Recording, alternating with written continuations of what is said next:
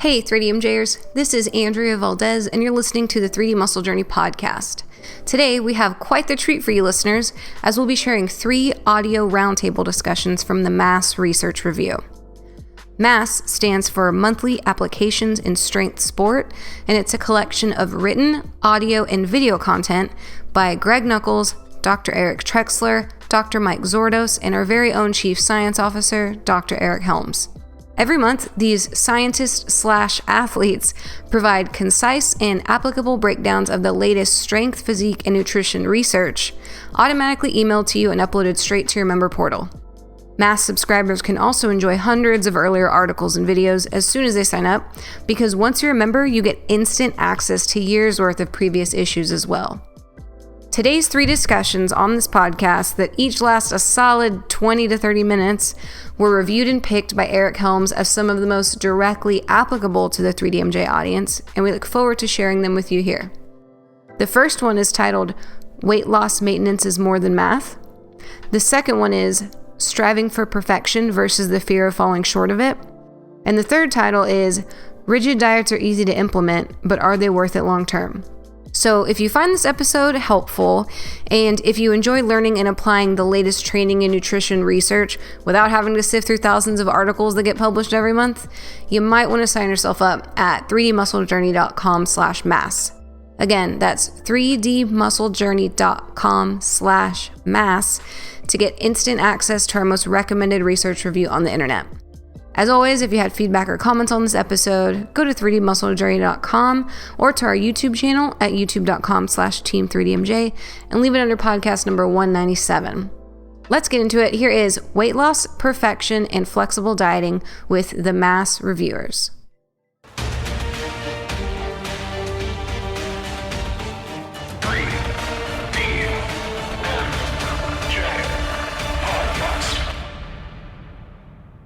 So I reviewed an interesting study this month titled Underreporting of Energy Intake in Weight Loss Maintainers by Dahl and colleagues. And to kind of set the stage for this one, I think it's important to talk about the context in which this is often discussed. And since I want to say the late 80s is the first time I was aware of data on this subject, it's been reported that individuals with obesity underreport their calorie intake to a greater degree than people who are not with obesity. And that's existed in the scientific data. And then those of us who have kind of been aware in the quote-unquote evidence-based nutrition community are aware how that's played out in kind of the recommendations and the implied causation that is often brought up.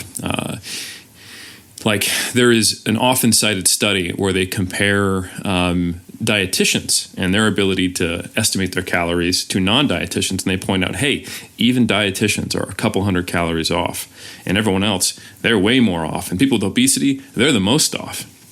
And they kind of give you this impression that your ability to accurately track your calories is directly proportionate to how much you're going to overeat, and therefore whether or not you're going to have a higher body mass.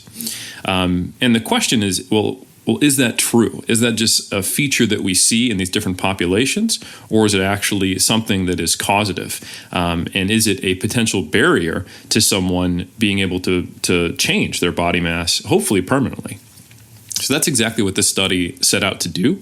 So this is a secondary data analysis of some research that was done in Colorado from 2009 to 2012.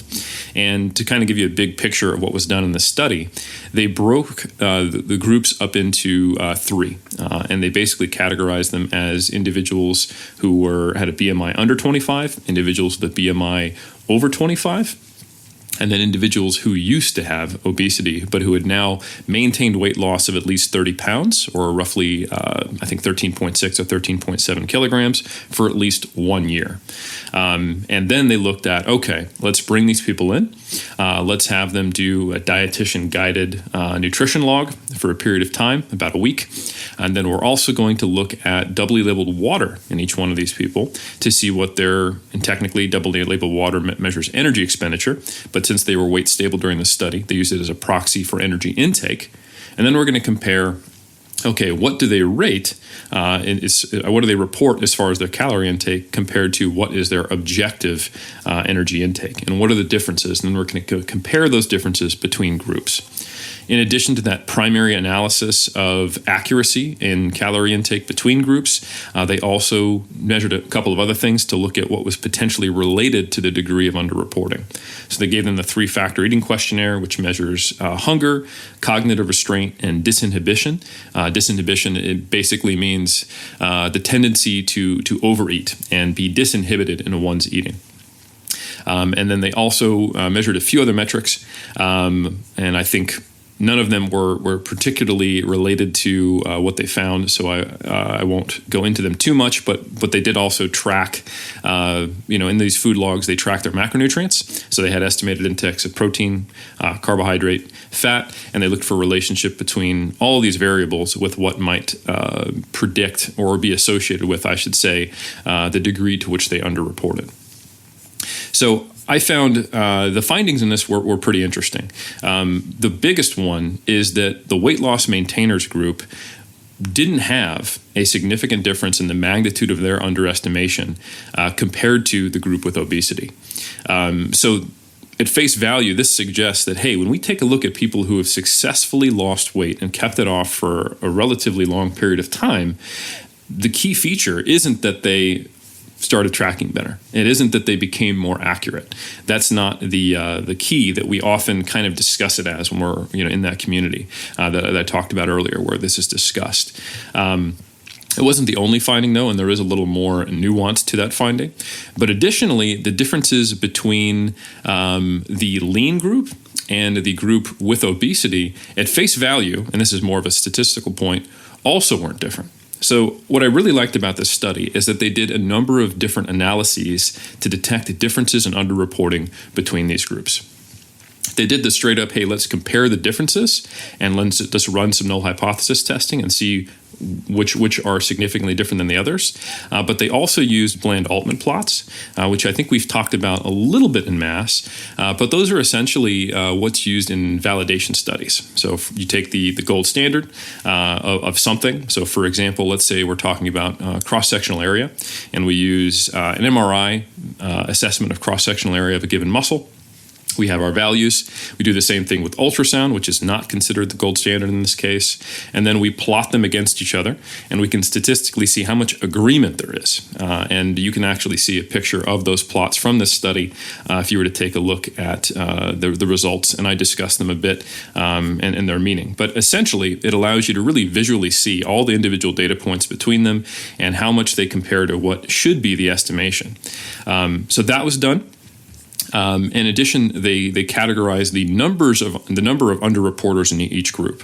So instead of just saying, hey, what's the median or the mean group differences, they also looked at, okay, out of this group, how many of them hit a certain threshold, which in this study was roughly being more than 2/3 off of your underreporting accuracy. How many of them reached that threshold to be counted as quote-unquote underreporters? So those are all the different ways they compared groups. So like I said, very interesting that if you just looked at the differences between the group with the BMI under 25 and the group with the BMI over 25, there actually weren't significant differences between those two groups in the degree of underreporting. But if you look at the data, you can see that's primarily driven by just the crazy variation in accuracy in the BMI over 25 group. They had some of the highest over-reporting values and some of the highest under-reporting.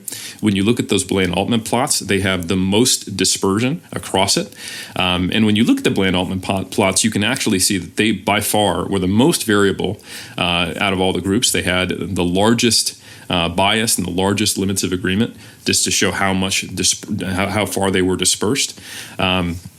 And when you look at the number of underreporters, there was actually a very similar number. It was, I think, 30% in the weight loss maintainers group, and there was 28% in the group with obesity, and there was only 9% in the group that was lean, or I should say under 25 BMI. So overall, when you look at all the various metrics, you can get a pretty clear picture that it was the group that was lean that was probably reasonably accurate, and then the other two groups were much less accurate than them. Now, one thing Greg brought up that I'd be remiss not to mention in peer review is that while this was intended to be a study with all the subjects being weight stable, and there wasn't a significant difference in weight change from measurement 1 at the beginning of the 8-day period to the end. And they did also self-report that they were weight stable before being enrolled in the study. There was a slight amount of weight loss on average. So the median weight loss in these three groups was minus 0.3 kilograms in the weight loss maintainers, minus 0.2 kgs in the group with an over 25 BMI, and minus 0.1 in the normal controls. There weren't any significant differences between groups, and there weren't any significant differences within group from pre to post. But it's worth saying that probably, on average, the majority of the individuals in each study might have been in a very slight deficit. In each group in this study might have been in a very slight deficit. So what does that mean? Well, it probably means that the magnitude of underreporting in these groups probably wasn't quite as high as reported, but it's very difficult to know how much of that was an actual weight loss contributed to a deficit. Typically, when you go in even a small deficit initially, you see some loss of gut mass, you see a little bit of loss of body water. So it's very difficult to really know to what degree that would have affected the results. So we kind of have to take these at face value, the differences between groups and underreporting. But it's just something to consider, that perhaps you shouldn't look at this and go, oh, that's the magnitude of underreporting I can expect in any group that looks like this. That's probably not true.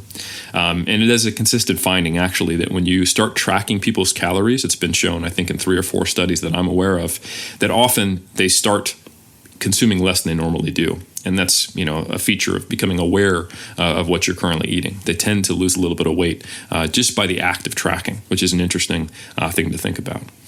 So anyway, overall, the principal findings, though, just to recap, is that the weight loss maintainers were not more accurate than the individuals with obesity. And I think that's probably contrary to what most people would expect when looking at this body of literature. They would think, hey, that's the key difference between people who are lean and people who are not. If they could fix that, they'd be sorted. And I think this kind of emphasizes to me what is a very quantitative kind of if it fits your macros bias, that the solution to the obesity epidemic is mathematical, that if you can just get yourself to eat at maintenance or eat at a deficit, you can halt weight gain or induce weight loss. But I think it's overly reductionist in that it doesn't consider necessarily what is going to have long-term effects and result in true weight loss maintenance that doesn't require a consistent use of restraint and tracking. So one thing to point out is while the weight loss maintainers, to be categorized in that group, needed to have lost 30 pounds and kept it off for a year, on average, they actually had kept off 50 pounds for 4.5 years, if you look at the median values. And for our non-American listeners, that's like 22.3 kilos for 4.5 years. So that's a lot. So this is a pretty impressive group, in my opinion, considering how daunting the trends are in this area of how hard it is to maintain weight loss.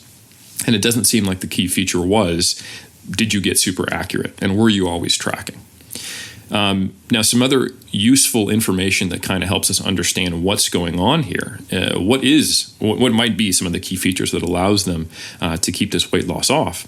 If you look at the National Registry of Weight Loss, there's some data that's based on that looks at trends in self-reported weight loss maintainers and what's successful.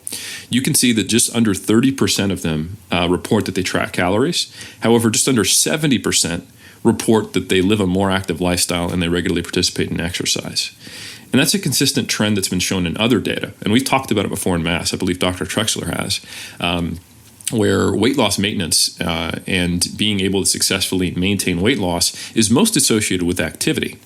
And there was another study done. Like I said, this was a secondary data analysis of research conducted in Colorado from 2009 to 2012, done on the same subjects. And they actually reported that the weight loss maintainers were an hour less sedentary per day, had an hour more of light activity every day, and on average did 30 minutes more of moderate to vigorous activity every day. So and those were all significant differences. So while they didn't necessarily, these are two different studies, but it's on the same subject group, I can't say that, hey, and by the way, those two things were highly associated. But it stands to reason, based on the collective data we have on this broader topic and this activity data in the same subjects, that if anything is probably going to predict weight loss maintenance success, it probably is greater activity levels. But it doesn't stop there. I think the authors pointed this out in their discussion, but they, again, described it as probably a mathematical relationship. They said, hey, as a strategy, and this is paraphrasing, to offset the fact that they're probably overeating because they're underreporting, they're more active. And that keeps them from gaining weight, and they're able to maintain their weight loss. And I think that's a partially true statement, because one thing we do know just from thermodynamics is they must not be in a consistent calorie surplus if they're maintaining weight loss. So that is objectively true. However, the framing of it as a strategy, I don't know if that's true. That implies that they're actually constantly doing this math in their head, and although they're getting the math wrong on their diet, they are getting it right enough on their exercise and activity to offset it. Now, I've talked about this before in Mass as well in other articles, that it is probably the value of exercise for weight loss maintenance is probably not just in the energy expenditure from it, but more in how it helps to regulate hunger and satiety. And there's what's known as the J-shaped curve of hunger and satiety, which was shown, has been shown a number of times, and I've talked about it in other articles. But and I'll be really quick on this. The original study, where it was established, was on Bengalese mill workers. They had the office workers in the factory, and they had people doing different jobs that corresponded to light, moderate, and heavy activity. And they found that in those who were active, light, moderate, and heavy, they had stable body weight, and they had coupled energy balance, meaning they were intaking the amount of energy they needed to maintain weight, and they had similar weight between those groups. However, the office workers who were sedentary weighed more than everyone else, and they had a similar energy intake to the moderate and high groups, meaning that when you are more sedentary, you're more likely to have a dysregulation of satiety and hunger. You're more likely to overeat, and therefore you're more likely to be with obesity. So I think what is probably happening here is that there is an ease of being able to maintain this weight loss without necessarily a ton of restraint. It's not that these people are actively doing cardio all the time to offset the fact that they're overeating. I don't think that's it. I think it's more likely that they're seeing better homeostatic regulation of body weight because they've become less sedentary and they're exercising. And I'd say some indirect evidence for that, if you start to look at some of the three-factor eating questionnaire differences and similarities between groups. In the group with obesity and in the group that is maintaining weight loss, they had a similar level of hunger on a 5 on the scale, which normally when you see someone who has lost a bunch of body weight, their hunger goes up, and unfortunately, why they typically regain that weight. So when you look at those two scores, that gives some indication that the experience of hunger, despite the fact that they are comparing a 24 BMI to say like a 34 in these two groups, is better. So I think that's part of it. To get into the secondary findings, looking at some of the associations between underreporting and what was correlated to them, they did report that there was a couple things. So one, cognitive restraint was related to underreporting. These weren't necessarily very strong relationships, but they were there and they were significant. So cognitive restraint, basically, how much you're restraining yourself tends to predict that you're going to underreport your calories more. And this might seem counterintuitive when you think about it, that, okay, the people who are trying to control their calorie intake the most are the ones who are underreporting it the most. But remember that these were weight-stable subjects in all cases. They weren't supposed to be like actively dieting. But in fact, all of them were maintaining a little bit of weight loss. And the ones who were in the lean group, the under 25 and the over 25 group, BMI group, the overweight group, they were all weight stable and had maintained some amount of weight loss. So that means that, they may or may not have been in these kind of cyclical patterns of trying to keep their weight stable. So when people are actively in an active state of dieting, that's when you can actually slip up on a diet. For the individuals who are not as cognitively restrained and we're just homeostatic and we're just maintaining this weight loss without necessarily exerting restraint and effort to do so, there's not really a diet to slip up on. So I think that probably explains that relationship to some degree. Another interesting finding was that those who reported lower fat intake, as well as those who reported a higher protein intake, were also more likely to underreport their caloric intake. And I would say if you look at those together, eating a low-fat, higher-protein diet, that probably, if I had to guess, had some overlap with the individuals exerting cognitive restraint. Those are kind of features of eating a more diet-type diet, if you will. But also just to point it out is that people who think they're eating less fat than they are, they're probably more likely to overeat mathematically in terms of just on a calorie by calorie basis, because fat is the most energy dense macronutrient. So if you're not tracking that well, it's going to have a disproportionate relative effect on your calorie intake compared to the other macronutrients. So that's pretty much it. I know that there was a lot there, but I think the main take-homes are that it is probably not your ability to track calories that specifically is going to dictate your weight loss success. And I would like to see more research in the future where they actually look at the same individuals multiple time points to see are they improved relative to themselves, because these groups were interesting comparisons, but they weren't perfectly homogeneous in all the ways that was intended in this research, and they weren't, and they were heterogeneous in some ways that maybe wasn't intended. Like I said, they all technically were weight loss maintainers to some degree. So great, interesting comparison, great study. Perhaps not a perfectly generalizable study, and certainly it doesn't tell us about change over time within each group, but rather just a comparison over an 8-day period between these groups. So really interesting. I'd love to see more work in this area. Helms, I think you did a great job, and I don't want to, just restate things that you've already covered so well, but I do think there are two really important takeaways, especially from people who work in this space and have clients who have weight loss goals in mind. So first of all, like you said, I think there's kind of a bias for people who are in the evidence-based fitness world when it comes to tracking. And we say, well, you got to track, like Helms a couple months ago, or Zourdos a couple months ago, you got to train, right?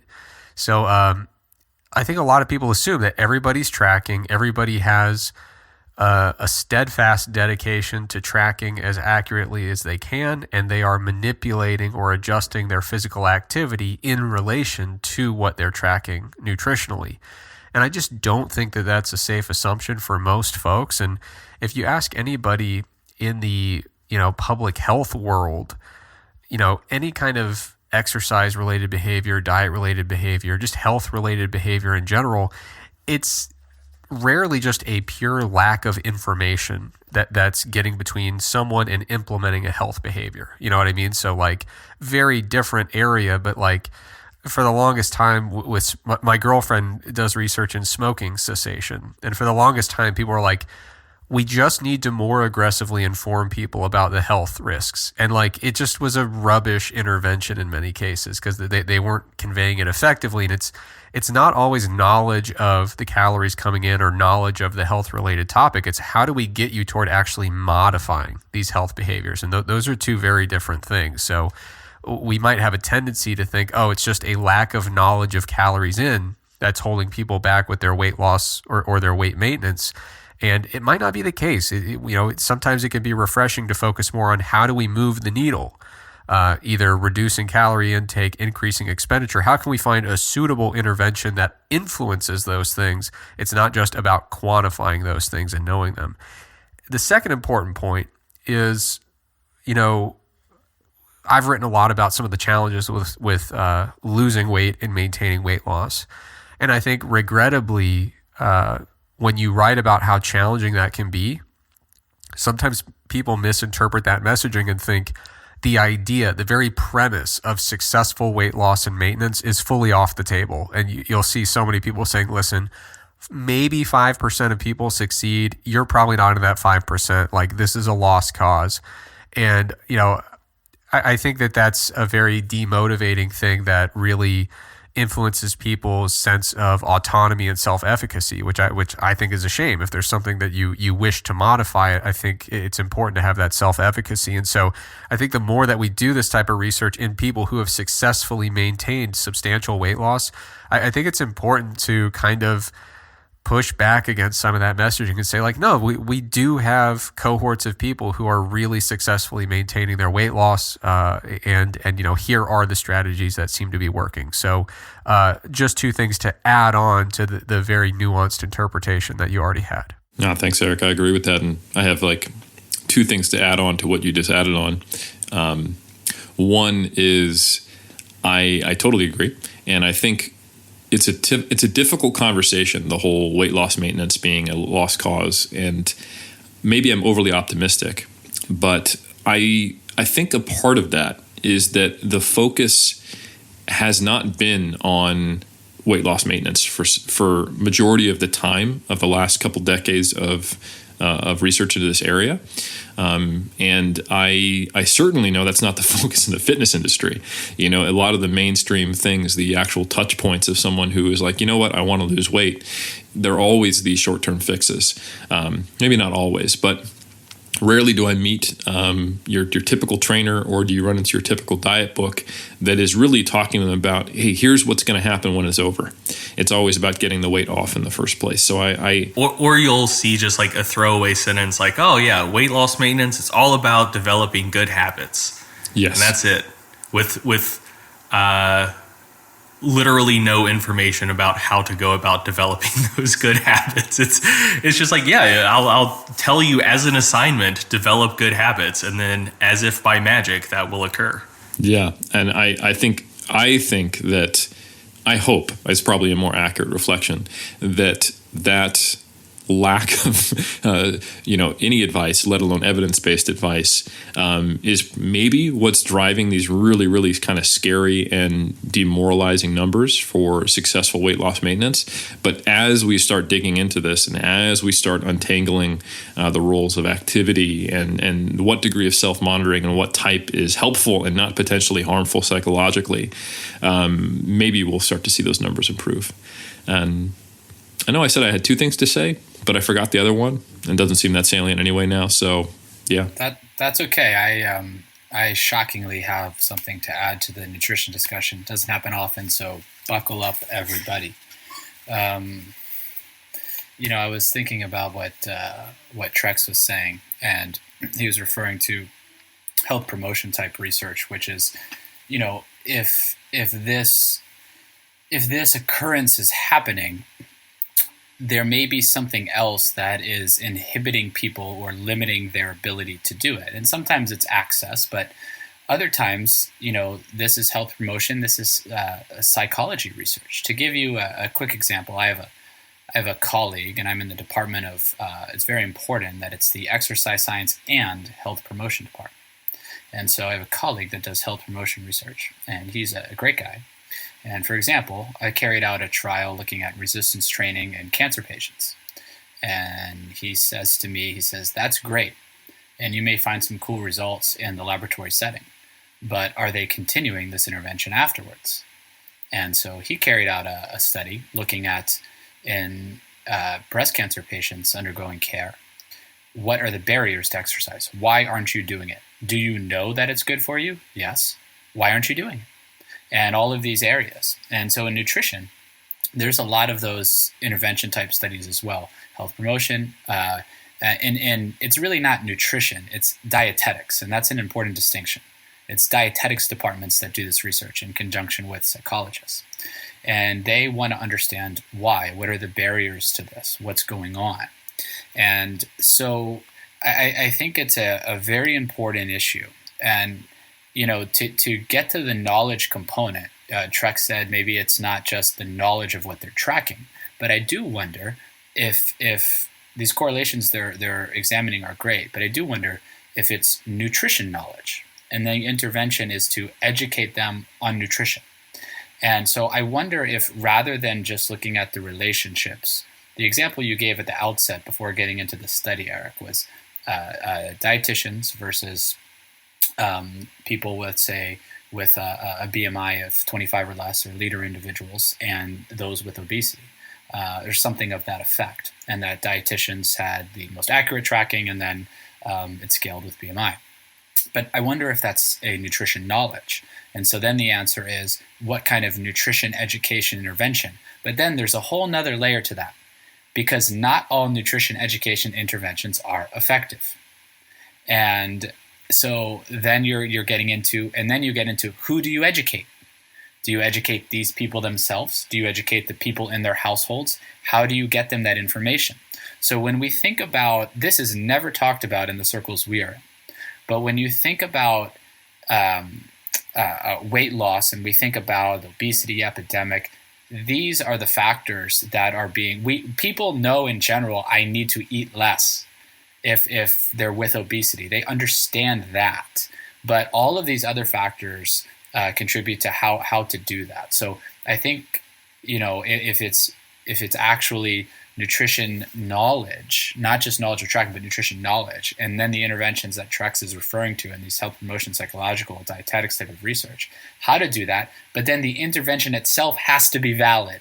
And that's a whole nother level to this. So that's really just a comment, if you will. And then the very last thing on this, which is a little bit different, but I thought of it when you were talking about this, Helms, as you say, in the fitness industry, a lot of people, it's always a short-term fix, and people are talking about dieting, and then we say, oh, we don't have to track, and people, not to get too far into this, like to refer to this as intuitive eating. Intuitive eating literally means you're not thinking about dieting anymore.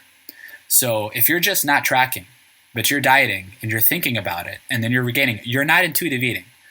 You should read Evelyn Tribole's book on intuitive eating from years ago, which is what talked about this. So it's, and then you have to understand if intuitive eating works. We had a good article, a guest article a long time ago on Mass about how the brain controls hunger and the signals that it's going to send, and disrupting eating behaviors and drinking behaviors. So it's two different things I brought up there, but it's the point being that none of this is as simple as a mathematical equation. Sure it is if you're gaining or losing weight, and what actually is happening in the outcome. But in how you manipulate that equation, it's very nuanced, and I think there's a lot more to it than most people even realize.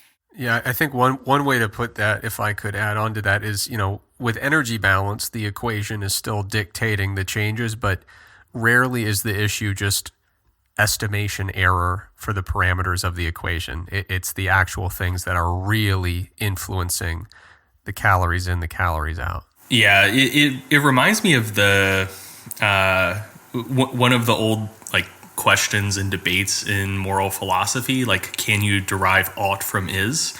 And I think a lot of people agree that typically you can't. And I think that that's kind of the approach that a lot of people take. We know that cumulative changes in energy balance are what's going to dictate weight gain or weight loss. Therefore, that is the is. And so can you derive the ought from it? That in order to cause those changes, all you need to do is just track things, measure what your day-to-day deficit is, to therefore derive your cumulative deficit, and boom, you got weight loss. And I mean, like you mentioned, Helms, about 30% of people in the National Weight Control Registry do monitor calorie intake. And so in terms of interventions, it seems like for a non-negligible amount of people, that is something that in and of itself is probably a worthwhile intervention, or at minimum, maybe helping them maintain the weight they've lost. But you can't necessarily assume that just because cumulative changes in energy balance are the ultimate causal factor, it doesn't necessarily mean that tracking will necessarily be the most effective intervention for everyone. It's well said. I don't have a whole lot to add to what you guys said, but I totally and wholeheartedly agree. I think ultimately we need to get closer to ways to not exert willpower to find weight stability. And there's a ton of moving pieces to this, from activity to nutrition knowledge, to education, to habit formation, like I step on the scale semi-regularly, or I do track my calories, to adopting a movement practice and a more active lifestyle. And I think each one of them can be the potential key for an individual, but none of them are likely the key for everyone, given all that. So yeah, it's a really interesting area. It's a complex area, and it's unfortunately not one that we have a lot of clarity on yet, which is therefore reflected in our society. But I think hopefully we can move in the right direction. So I reviewed a study this month titled "The Role of Perfectionism in Predicting Athlete Burnout, Training Distress, and Sports Performance, a Short-Term and Long-Term Longitudinal Perspective." And I believe the way you pronounce the lead author's name is Kveton, but I'm actually not sure. It is a Polish group of researchers, and there is a accent over the E, which I don't even actually recognize. So apologies to anyone who does know how to pronounce that correctly, but it's KVE with an accent, TON et al. And I thought this was a really interesting article. And because I want to spend time just talking about some of the interesting aspects of it, what I want to do is lay out the limitations up front so that you're just aware that it's not exactly a perfect fit for the mass audience. So this study was conducted in essentially a sports high school for the American listeners, or in the last couple years of pre-college or pre-university. So these athletes were between, I think, 16 to 18, if I recall correctly, and they took this pen and paper test in class at a sports school. So this is, a sports school isn't something that is very common in most of the U.S. or most of our listeners are from in English-speaking countries. But it's certainly a thing, and it's a very cool way to collect data. So these are young adults who are working on being career athletes while they're going to school. And they specifically looked at the relationships between their scores for perfectionism and how those predicted, using multiple regression, scores for athlete burnout, training distress, and also their perceived performance. And they did this at 3 time points. So as I said, just to get the limitations out front, these aren't necessarily strength athletes or physique athletes. This is a mix of primarily individual but also team sport athletes. These are young adults, and they are in a similar environment that may not generalize outside of it. So is someone who has potentially gotten into weightlifting, powerlifting, bodybuilding, or strength sport, or just recreational lifting through probably the internet, to be honest, and is training at a gym or maybe training at home, how this generalizes to you may not be perfect, but I'd encourage you just to keep an open mind, as to some degree, I would say these findings kind of go against a little bit of what our perspectives are on high performance. And this is a theme that I've been kind of reviewing in mass, where I've looked at some of the mental attitudes of athletes and what do we think is needed for high performance, and what is the cost, and what might be alternative attitudes that might be more helpful. All right, so with that preamble out of the way, let's get back into what actually happened. So like I said, this group of high school athletes, if you will, they took this test. And the test was a battery of psychometrics along with one visual analog scale about perceived performance. And the first aspect of it was asking them about perfectionism. Now, perfectionism, as we think of it in kind of colloquial speech, generally just has to do with, do you push yourself to be perfect? And we probably see it as having positive and negative aspects. I know when I went to school, I had friends who were very high academic performers, but they also had a lot of personal stress and pressure from some often family to be perfect. So they often did very well, but they weren't good at relaxing. They didn't hang out much. They were always studying. And I kind of saw that, this was a positive with a negative. Now, the academic view of perfectionism shares some similarities, but it's actually a little different. If you look into the research on perfectionism, there's been 2 subscales that have been validated. So the most up-to-date view of perfectionism is that it has these 2 dimensions. One is called perfectionist striving, and the other one's called perfectionist concerns. And if I was to summarize the difference between them, perfectionist concerns have to do with the fear of not meeting a perfection standard, or judgment from coaches, teachers, or oneself about when you don't meet it. So it is essentially characterized by the motivation to be perfect based on fear of not reaching a standard. While perfectionist striving, on the other hand, is about holding oneself to a very high standard, and has a lot of, I would say, like approach-oriented mindset, trying to be perfect, trying to push oneself. It has elements of always trying to be the best, but it's not necessarily fear-oriented. So with that said, you can achieve scores on both of these dimensions, and they're not mutually exclusive. So you can score high on both, you can score low on both, you can score high on one and not the other. And that's certainly something that was likely represented in these high school athletes. So after they got a score for perfectionism, then they took a number of psychometrics that have been used previously in research on overtraining. So training distress is related. It's basically just what it sounds like. How much stress do they have in their training? Perceived performance also tends to predict overtraining to some degree. Remember, this is just a perception. They weren't actually tested for performance, but it's just how do they feel about their performance currently on a 0 to 100 visual analog scale. And then finally, after perceived performance and training distress, they also got a score for athlete burnout. And athlete burnout is also a large psychometric like perfectionism with multiple dimensions. So it had multiple aspects. I think for the audio roundtable, I'm not going to go into all those various aspects, but there are elements of, let's say, exhaustion. There are elements of let me look through it really quick. So yeah, I believe athlete burnout had a number of different dimensions that were significant at different time points, but they all contributed to a larger score. And it's always 1 to 5. And they had an emotional, physical exhaustion, reduced sense of accomplishment, and devaluation subscores. Devaluation simply means that you don't get as much value out of your sport as you normally do. So all of those things were combined at this one big test that they took, pencil and paper, sitting in class. And the group of athletes, like I said, was a mix of team sport and individual athletes. They took it at baseline, they took it 3 months later, and then they took it at 1 year to look at the relationships between perfectionism and burnout, stress, and perceived performance. And then they ran a multiple regression to see how much could be predicted of those various outcomes, stress or burnout, by the perfectionist scores. Now, what you might expect if, let's say, you're someone who is interested in sports psychology, is that perfectionism would just have negative outcomes.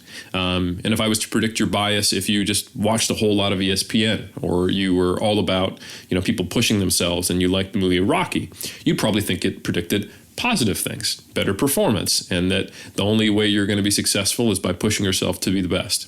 #winning. So what actually happened was a little bit of both. And this has been shown in prior research as well.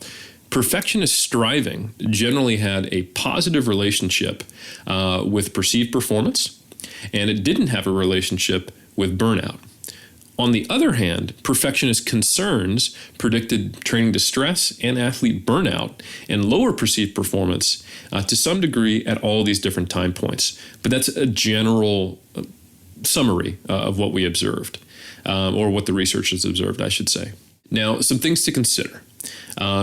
If you were to look at the actual outcomes in this study, you would think that just based on the total explanatory strength of each one of the multiple regression models, that the relationship weakened over time if you looked at the overall explanation. And this is just a minor statistical point that I think is important for anyone to interpret it.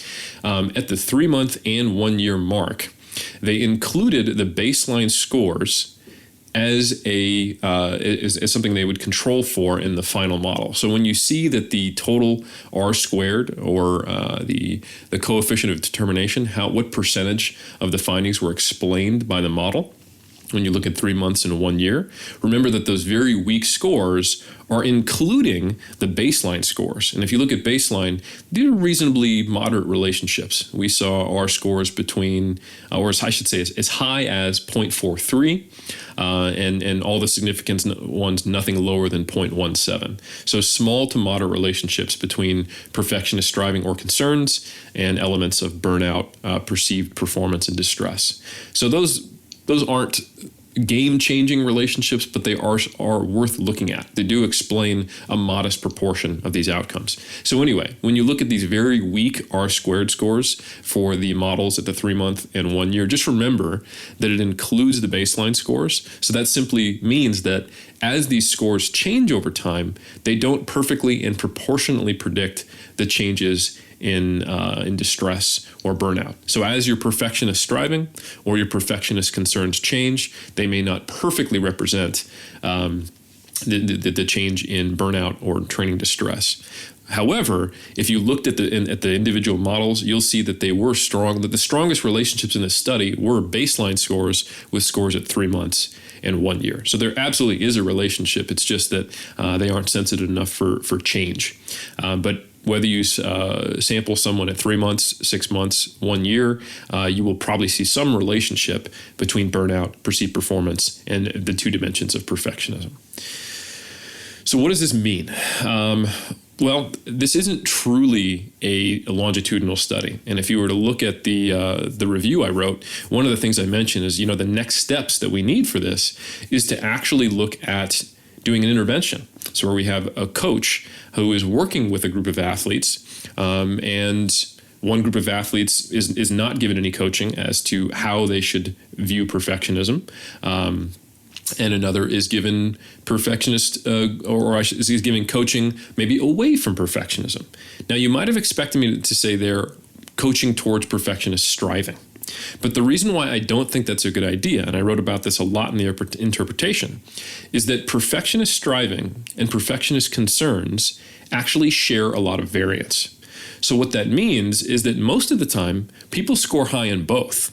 It's actually a rare type of person who scores low on perfectionist concerns and high on perfectionist striving. And if you think about what defines these actual dimensions, the concern about a coach, living up to the expectations of the coach of you being perfect, how would you even effectively coach someone to strive for perfectionism, but then not care about your opinion about it, or to not worry about it once they didn't reach that standard? And it's certainly possible. I have absolutely met some athletes who are really good at letting go, but also really good at pushing themselves hard so they don't get bogged down when they fail and they can turn around and move in the right direction again. But I think that's much harder to coach. And there is a risk, especially if we're talking about high school athletes, that to try to give them just the quote unquote good aspects of perfectionism, but not the bad, is very difficult. This is a similar criticism to flexible restraint, which also shares a lot of variance with rigid restraint. That when you give someone quote unquote flexible dieting tools, which I've talked about in the past, they might get implemented in a very rigid way. So, taking a little lateral move here, if you were to look at more research on sports psychology and performance psychology in general, there is a term that you've probably heard in colloquial speech, striving for excellence. And that's actually a distinct construct that shares similarities with perfectionist striving, but is not exactly the same. And if you think about the word excellence, which stems from excel or excelling, it has an element not only of trying to reach a very high standard, but also of improvement. So it focuses a little more on the process.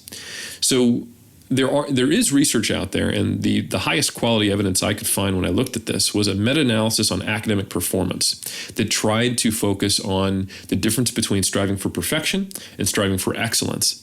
And it found that elements that were related to excellence and to some degree perfectionist striving, but not other aspects of it, had the highest predicted success for academic performance. So I think it is probably a logical and evidence-based strategy from a coach's perspective to try to get someone to strive for excellence, improvement, reaching the highest standard they can, but really focusing on the process more and having an approach-oriented mindset of trying to move towards something rather than being motivated by a fear of not being the best or not being at a high level. So going back to the next steps, what I would love to see, if we can disentangle this relationship a little bit more and see if it is something that's actually coachable, is to take a group of athletes who have, various levels of perfectionism.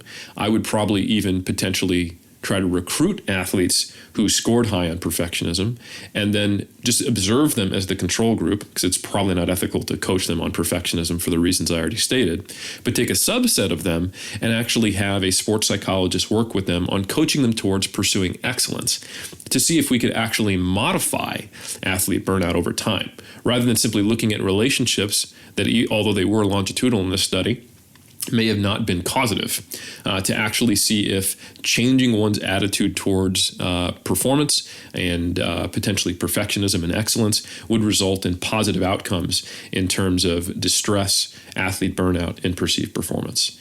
So again, this study does have its limitations, but if you check out the interpretation, I wrote about how it does connect quite nicely to some of the reviews I've done in the past about the attitudes of high-performing athletes, what type of goal setting tends to be more successful long-term, and also just general views about self-compassion in athletes that seems to generally state that when you push yourself from a very negative place, it often does not improve performance any more than coming at it from a quote-unquote positive place, but it does have negative consequences. So I hope you enjoyed this. I really enjoy writing about and talking about the right mental attitude, because I think in bodybuilding and in powerlifting, it's very easy to get caught up in sometimes the very kind of rise and grind, hardcore mentality. And some aspects of that are great. Don't get me wrong. You do need to know how to push yourself through adversity, but other aspects might actually be doing more harm than good. Eric, I find this pretty fascinating as well. It goes back so many years for so many athletes having certain mentalities and that being propagated in team sports. And then making its way, I think, especially in more recent years, into bodybuilding, powerlifting, and so forth.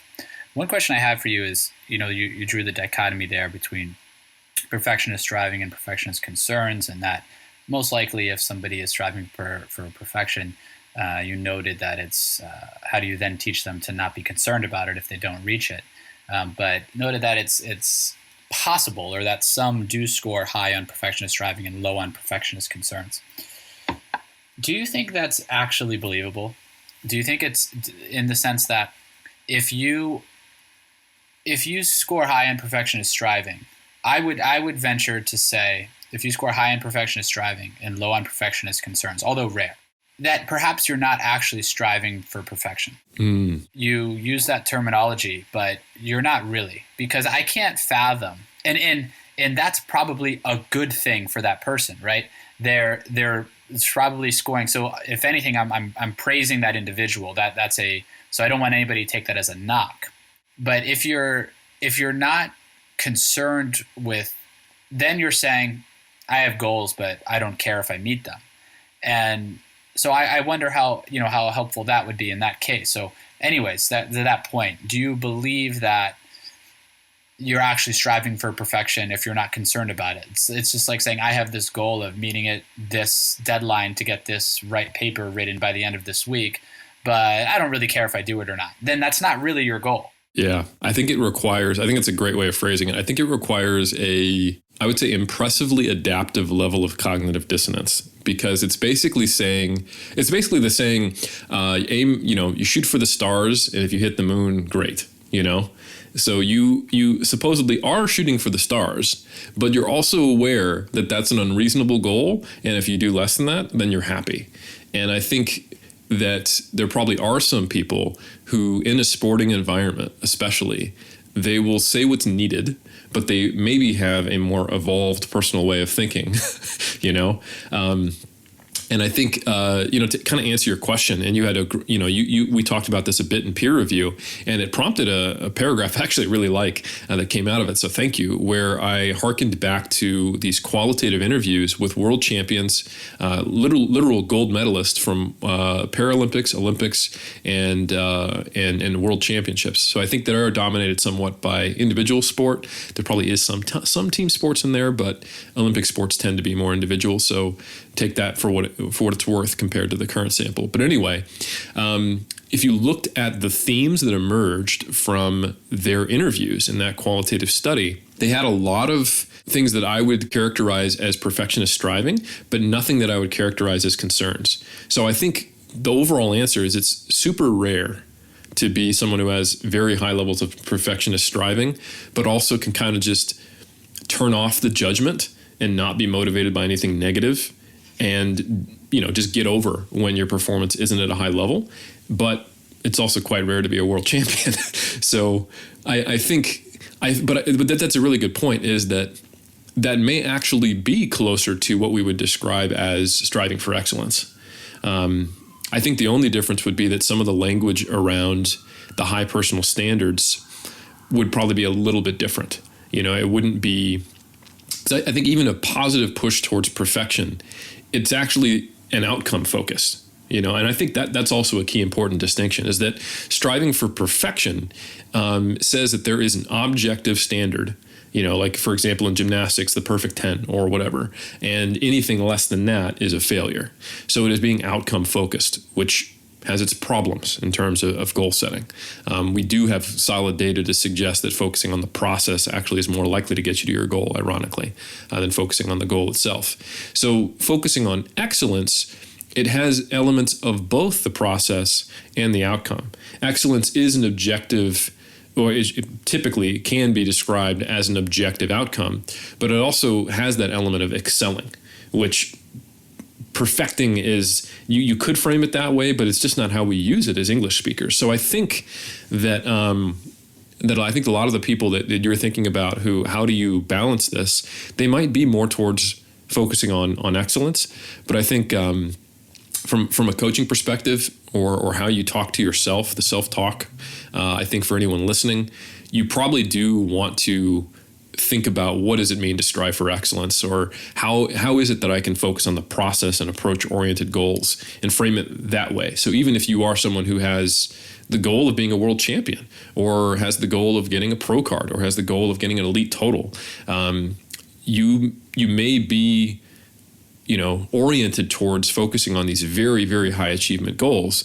But I would just encourage you to try to frame them through being approach oriented, moving towards something, not away from not being good enough, and framing them towards focusing on the process of becoming elite, because that will nudge you away from the possibility of those perfectionist concerns, which might actually get in the way of where you're trying to go.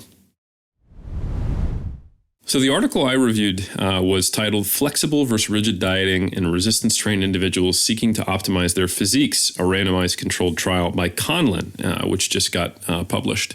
And I was actually really excited to see this come out, because for those who don't know, Lauren Conlin, that's the lead author, did her master's with Dr. Bill Campbell. We reviewed some of his research before in Mass. I want to say 5 or 6 years ago. And then she got into online coaching. She's a competitive physique athlete, a coach, and puts out some great content for those who are interested.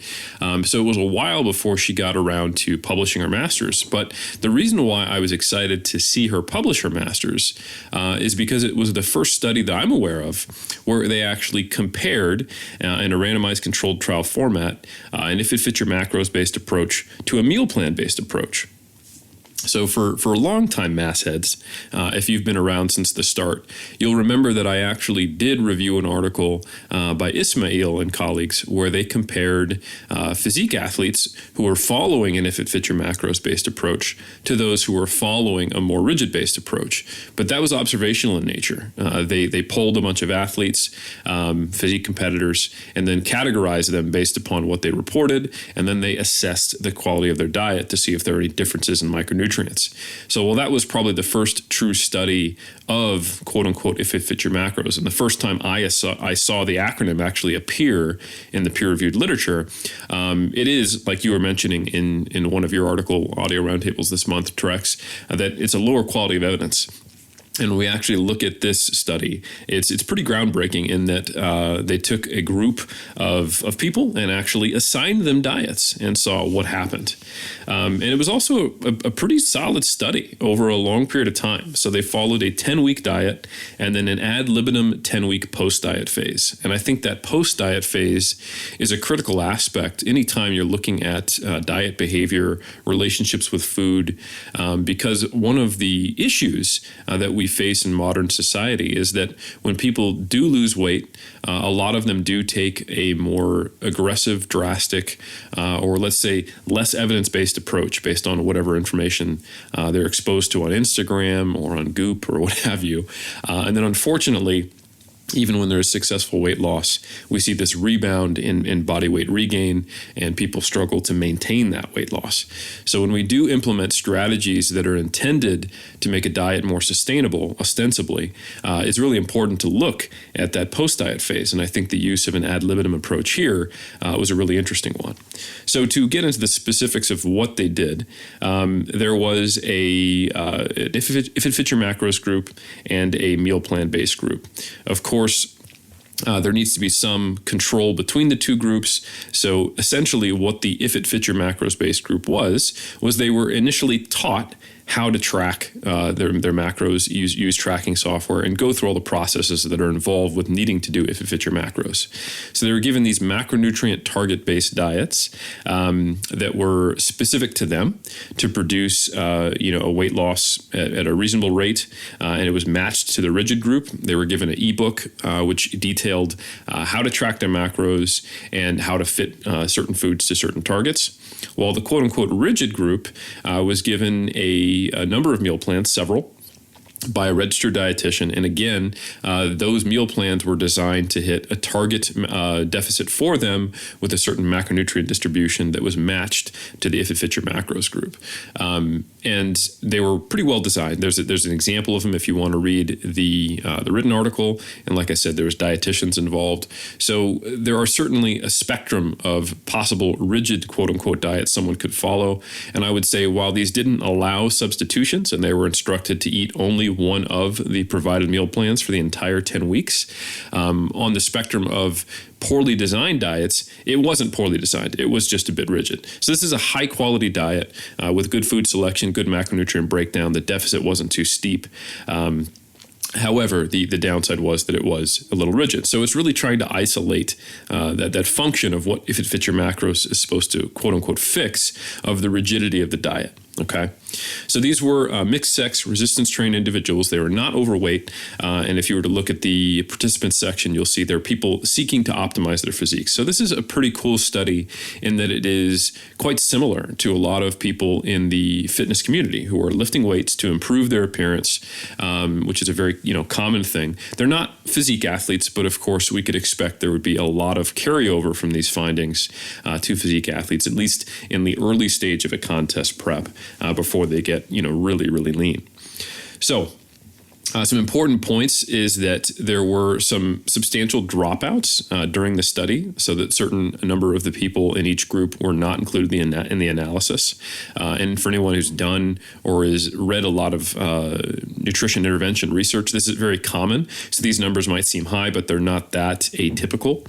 So 9 of the 20 participants in the flexible group were not included due to insufficient adherence to the diet, and 7 out of 19 in the rigid group. So that's 45%. And 36.8%. And we're going to talk about that as we come back to that later as to what that might mean, any implications from that, although speculative, and we'll also talk about other differences in the diet. So the main finding, which I think is not surprising, is that during the diet itself, during the 10 weeks, there were no significant differences between groups, whether they were following the meal plan-based approach or the If It Fits Your Macros-based approach. And that makes sense. They both had sufficient protein. They both had a reasonable deficit, similar macronutrient breakdown, and each person who wasn't included in the analysis, for all effective purposes, had a matched diet. They just simply couldn't swap out foods in the rigid group. However, during the 10-week post-diet ad libitum phase, there were some differences that started to emerge. First, there were some within-group differences that were not significant between groups. The If It Fits Your Macros based group didn't gain a significant amount of body fat and did gain a significant amount of fat-free mass.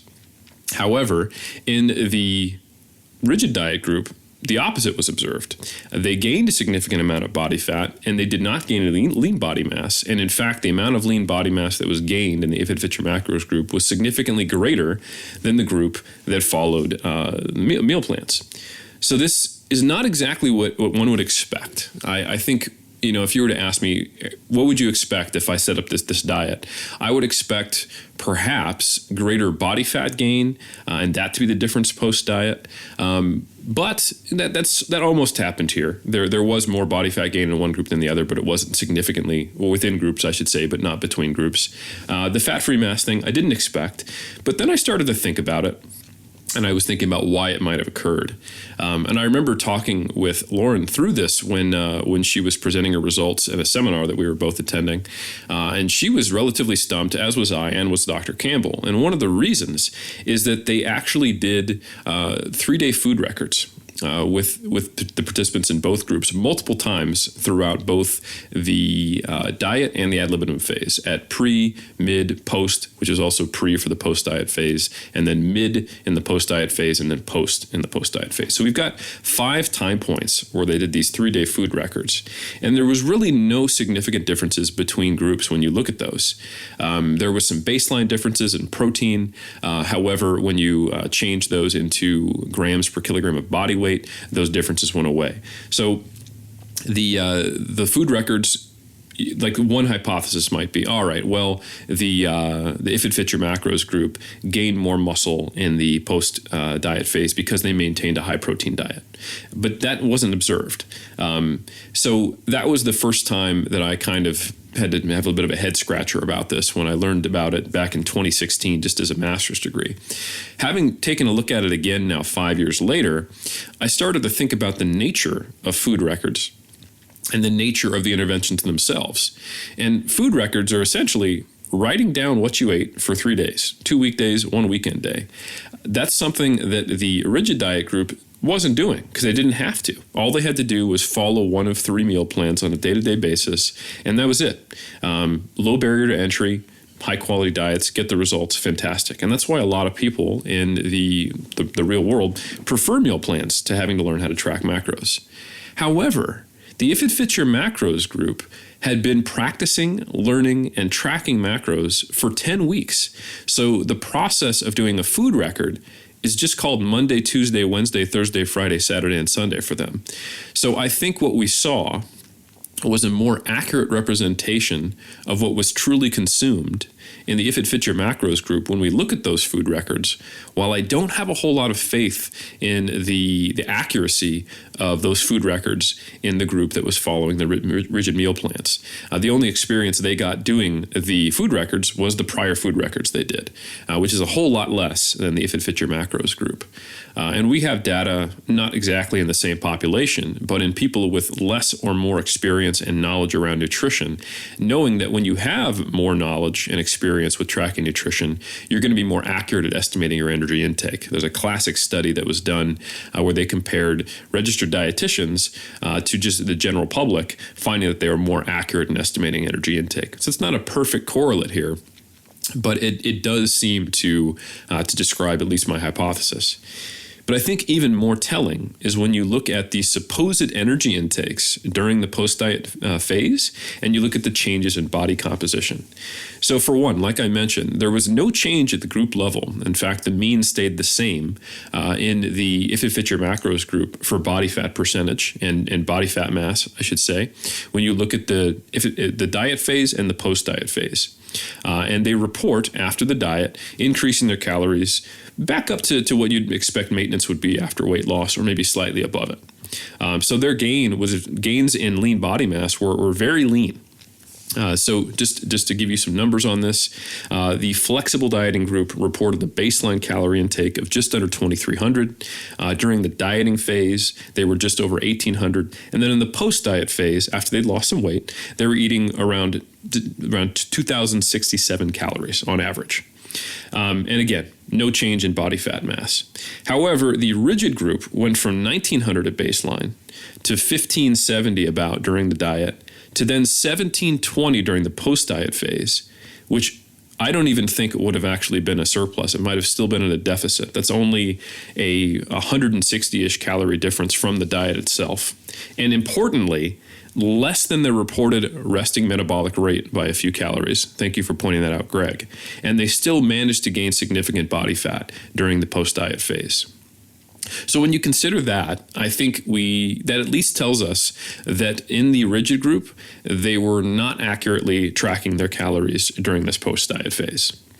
So that, I think, kind of gives some credence to my hypothesis that the food records in the flexible group compared to the food records in the rigid group are far more representative of what actually happened.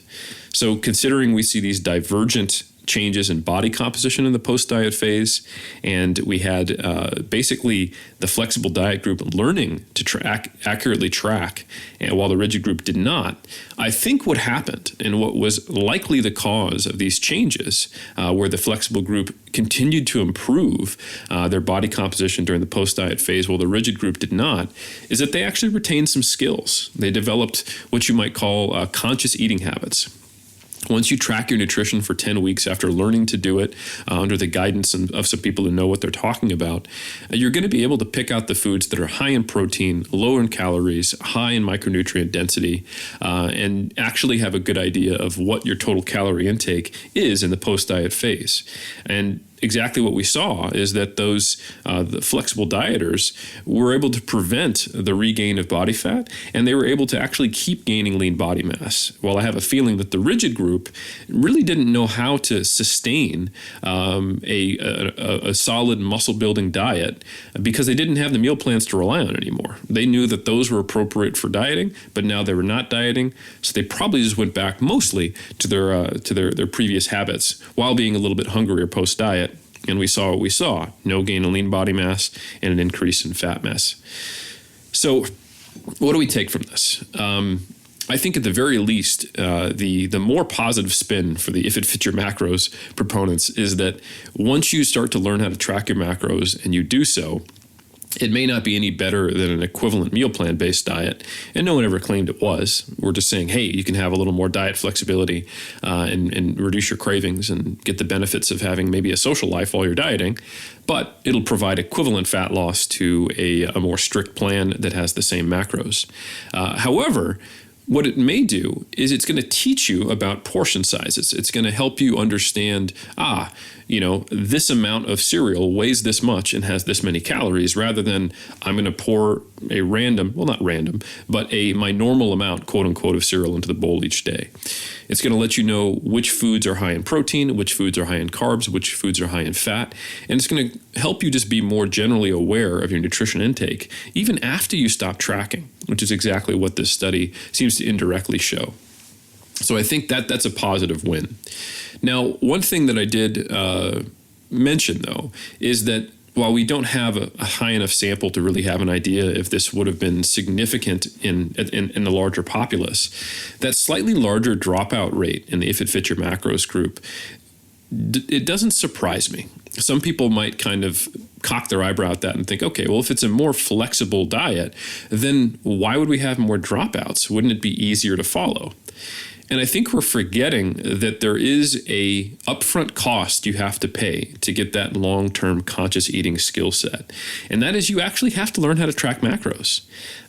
For those listening, if you're following MASS, you probably have been tracking macros or very aware of nutrition intakes, and you've looked at a lot of the back of your food labels and looked at the macronutrient, looked at the energy intake, looked at the micronutrients. You're very familiar with the concepts of the energy and macronutrient contents of food, but most people aren't. And if you're out there in the real world working as a personal trainer, you're acutely aware of this.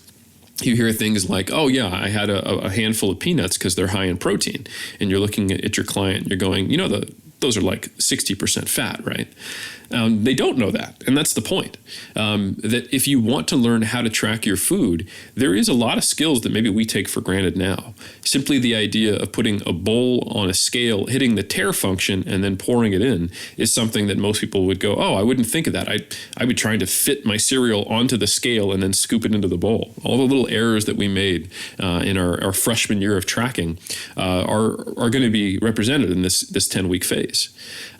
Understanding that you can put peanut butter on the scale, hit tare, and then look at the negative value and track it. Those little skills I think we forget that we have. So anyway, my point is that if it fits your macros, it should be seen as an investment, and it does take money to invest to get that return on investment. So like I said, the dropout differences weren't huge, but from my anecdotal experiences, a lot of people do seem to struggle on the front end with learning to track, and there is definitely kind of an uphill climb to learn the skill set before then it becomes something you're used to that you can implement long term. But it's definitely worth it, is what I would suggest. So yeah, the more tentative conclusion I have from this is that there is an upfront cost, the difficulty of learning to track your macros that one should be aware of, and that might cause higher dropouts. And that is actually something that the authors speculated about as well, which makes me think they probably observed more of these dropouts in the flexible group, maybe earlier on in the intervention rather than later. So do be aware of that. If you are a coach or if you're someone who wants to say, you know what, I'm going to do this, I'm going to actually learn how to track, give yourself some time. If you're doing it on your own, watch some videos, take some courses, talk to some of your friends who have this skill set, because it can be a little frustrating initially. And if you're a coach, don't make an assumption about the level of knowledge that your clients have. Really do try to meet them where they're at, because you don't want them to be part of that 45% that was represented in this study. You want them to be part of the group that completed the whole 10-week ad libitum phase after the diet and managed to keep improving their body composition because they ostensibly retain the skills from the actual intervention. Yeah, I think you did a really nice job making sense of a finding that seemed a bit, I don't know if I would say it's paradoxical, but certainly unexpected. So what I like about our dynamic is I get to be the little, I guess in this case, I'd be the devil on the shoulder talking about statistical reasons for it. And then you are, I think, the angel on the shoulder talking about physiological and behavioral reasons for it. I think all the reasons that you laid out are totally plausible and the best possible substantive arguments you could make. And I found myself, because I am my brain is skewed toward the statistical side, sometimes I'll be collaborating with people and they'll be beating themselves up trying to explain an unexpected finding. And I'll say, hey, sometimes you flip a coin four times and it's heads 4 times. You know, when we're dealing with 11 or 12 people in a group, sometimes you get stuff that's just weird. And it's not just that it can happen, it's that over time it literally must happen, the way that probability works. So I think a very healthy way to look at these types of studies is, as you've done, acknowledge small sample size, weird stuff happens due to sampling error. It could be that we're trying to explain just noise and artifact. That's very possible. But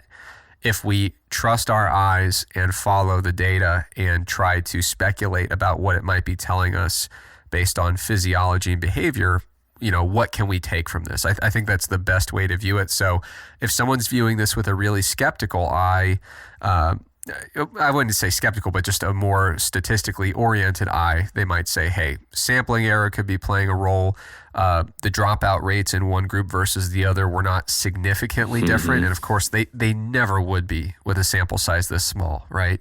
So it's really, it's fascinating when you look at a study like this and you're challenged to say, okay, what could be going on statistically, what could be going on physiologically and from a behavioral perspective, and ultimately, trying to figure out what is the singular explanation.